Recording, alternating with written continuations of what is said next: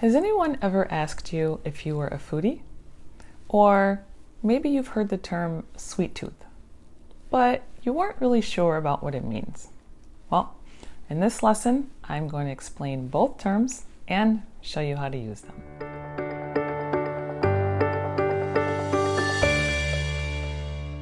Hello everyone, welcome. I'm Bettina from Esprit English, and I'm an English teacher from America. So a foodie is a person who loves food and likes to try different types of food. Foodies usually like to cook all types of food and also eat various types of food. So for example, if you like to try food from other countries or maybe food that you don't usually eat, then you are a foodie. Now, a sample sentence could be, Hannah is a foodie. She loves to cook and try new recipes each month. Now with food, there's also dessert.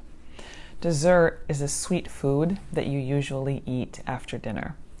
So if you like all types of sweets like cookies, pie, cake, chocolate, candy, then you have a sweet tooth. So if someone asks, what's your favorite dessert? You might say something like, well, I have a sweet tooth, so I love all kinds of desserts, but my favorite is chocolate. Now, when you use foodie, you want to make sure that you use the verb am. So you would say, I am a foodie. And with sweet tooth, you use the verb have. I have a sweet tooth. You do not say, I am a sweet tooth. So let me know in the comments, are you a foodie or do you have a sweet tooth? Also, I'm always looking for new food or dishes to try.